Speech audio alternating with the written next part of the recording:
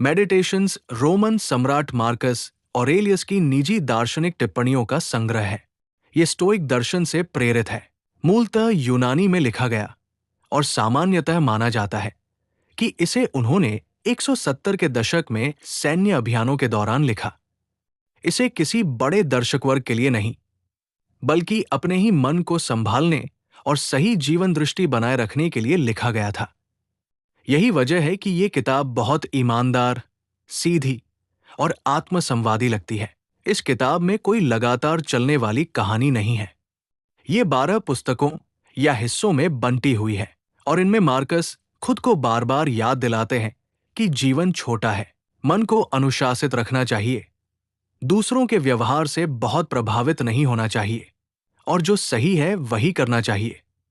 इसे पढ़ते समय ऐसा लगता है जैसे कोई राजा नहीं, बल्कि एक गहरा सोचने वाला इंसान अपने मन से बात कर रहा हो।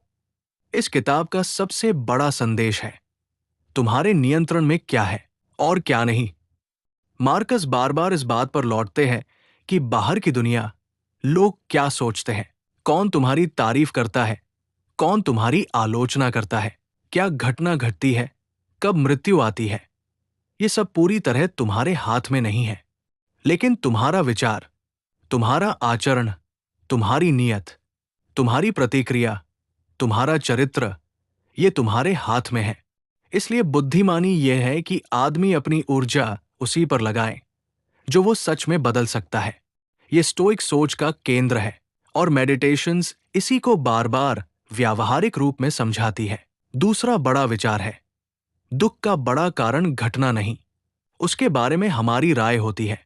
मार्कस खुद को याद दिलाते हैं कि कई परेशानियां हमारे निर्णय, धारणाओं और मानसिक प्रतिक्रिया से पैदा होती है।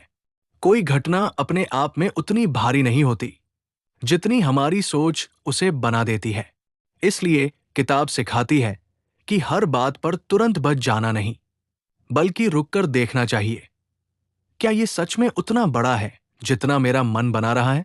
ये विचार आज भी बहुत उपयोगी है, खासकर ओवरथिंकिंग, एंग्जाइटी और कंपैरिजन के समय। तीसरा मुख्य संदेश है, जीवन बहुत छोटा है, इसलिए इसे सही चीजों में लगाओ। मार्कस बार बार मृत्यु, समय और परिवर्तन की बात करते हैं। उनका उद्देश्य डराना नहीं, जगाना है। वे कहते हैं कि जब सब कुछ बदलने वाला है, जब शरीर भी नश्वर है, जब नाम और प्रसिद्धि भी टिकने वाले नहीं, तब क्रोध, दिखावा, जलन, छोटी छोटी बातों की लड़ाई और व्यर्थ चिंता में जीवन क्यों नष्ट करें। इसका अर्थ ये नहीं कि जीवन उदास है, इसका अर्थ ये है कि जीवन कीमती है, इसलिए उसे व्यर्थ प्रतिक्रियाओं में नहीं, सार्थक कर्म और सच्चे चरित्र में लगाना चाहिए। चौथा विचार है, कर्तव्य और चरित्र सबसे महत्वपूर्ण है। मार्कस सम्राट थे, लेकिन किताब में बार बार ये भावना मिलती है कि इंसान को अपना काम ईमानदारी से करना चाहिए, चाहे लोग देख रहे हो या नहीं। सुबह उठना कठिन लगे, तब भी अपना कर्तव्य करो। लोग कठिन स्वभाव के हों, तब भी अपने चरित्र को मत गिराओ। यानी दूसरे कैसे हैं, ये उतना महत्वपूर्ण नहीं जितना ये कि तुम कैसे बने रहते हो। किताब सिखाती है कि महानता बड़े पद में नहीं, बल्कि रोजमर्रा के जीवन में सही बने रहने में है। पांचवा विचार है, दूसरों के दोष देखकर भी अपना संतुलन मत खो। मार्कस जानते थे कि दुनिया में स्वार्थी, झूठे, अहंकारी और अज्ञानी लोग मिलेंगे, लेकिन वे खुद को याद दिलाते हैं कि ऐसे लोगों से मिलना अस्वाभाविक नहीं है। इसलिए हर बार हैरान, क्रोधित या टूट जाना बुद्धिमानी नहीं। किताब सिखाती है कि दूसरों की गलतियों के कारण तुम अपना मन क्यों खराब करो।